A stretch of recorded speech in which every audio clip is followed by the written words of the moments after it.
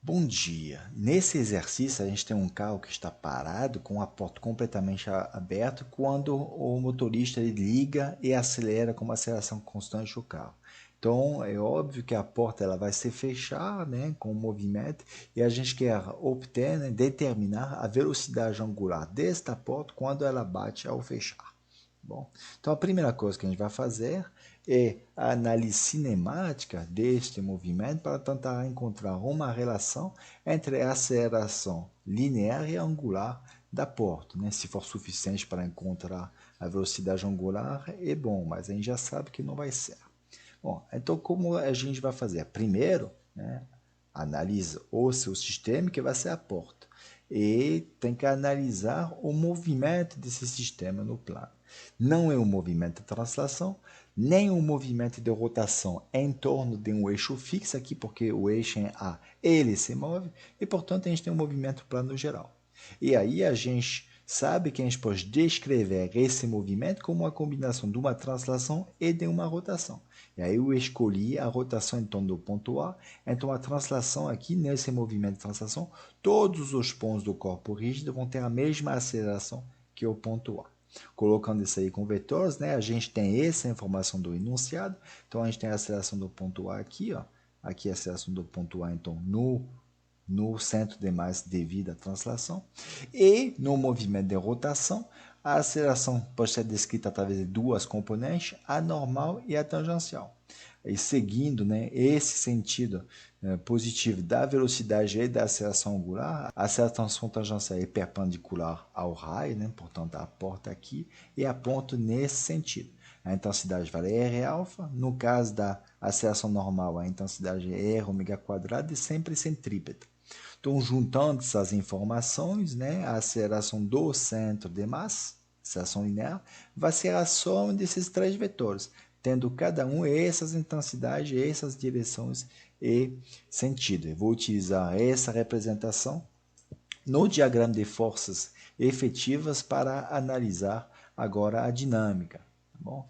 Então, aqui, ó, no diagrama de forças efetivas, a gente tem três forças efetivas, né? Não esqueça a massa, nunca. E além dessas três forças, a gente pode ter um binário cujo momento vale IG alfa naquele sentido. Então, as intensidades das acelerações, né, foram obtidas ou descritas na etapa anterior.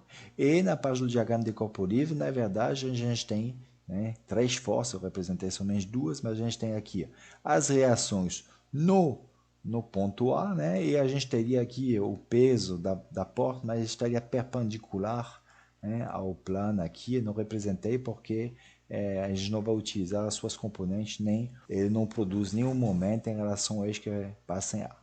Bom, então, agora eu vou calcular os momentos em relação ao eixo vertical aqui, ó, que passa em A. Ele tem que ser igual no diagrama de corpo livre e no diagrama de forças efetivas. Como essas forças aí atuam no ponto A, não produz nenhum momento e sobra somente os momentos do diagrama de forças efetivas.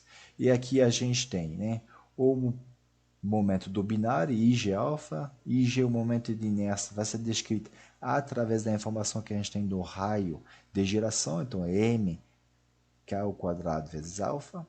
Depois aqui eu tenho o que? A componente, né, o momento produzido pela força tangencial, né, que vai ser o braço da alavanca, R, né, a distância do centro de massa até o ponto A, vezes a força, ok? Que é positivo esse momento, porque está aponta no mesmo sentido. O momento da força normal é nulo, né? Porque a linha de ação passa pelo ponto A, e essa força vai produzir um momento negativo que vale esse braço de alavanca, então R cosseno θ vezes MA. Então, menos R cosseno vezes MA. Bom, então, você vê nessa equação, a gente pode cortar a massa, né? E a gente vai colocar a aceleração angular em função dos outros termos. Então, aqui você tem R ao quadrado mais K ao quadrado, e do outro lado você vai ter R cosseno θ vezes A. Então, juntando essa informação, a gente tem que a aceleração angular vale essa fórmula, né? Utilizando as informações do enunciado, a gente vê que ela vale 2,94 cosseno θ. Então, essa aí é a equação que a gente obteve através, utilizando a cinemática e a dinâmica. E agora vou lembrar que a aceleração angular, que é a derivada da velocidade angular, né? Pois é escrito assim, ó, d ômega sobre dt sobre dt. Essa aí, ó, é a própria definição da velocidade angular. Então, na verdade, a aceleração angular pode ser descrita assim, ó, tá bom? E o que que eu vou fazer agora? Vou substituir a aceleração angular, então a gente tem que essa fórmula é igual a 2,94 cosseno θ, e aí vou colocar tudo que está em relação à velocidade angular em um membro e tudo que está relacionado a um ângulo a outro membro. Tá bom? Então multipliquei assim, eu tenho isso. Aí dessa equação, o que, que eu vou fazer? Eu vou integrar. Né? Vou integrar os dois membros do tempo inicial ao tempo final, né? Que corresponde, na verdade, à velocidade inicial, estava parada, a velocidade final, que é o que nos interessa, né? Da posição inicial, zero, à posição final. Tá bom? E aí eu faço a conta, então vou obter que metade de ômega VF ao quadrado igual a 2,94 seno 90 mais seno zero. Então aqui vale 1. E a gente obtém finalmente, pegando a raiz quadrada, que é a velocidade angular final, vale 2,42 radianos por segundo. Obrigado.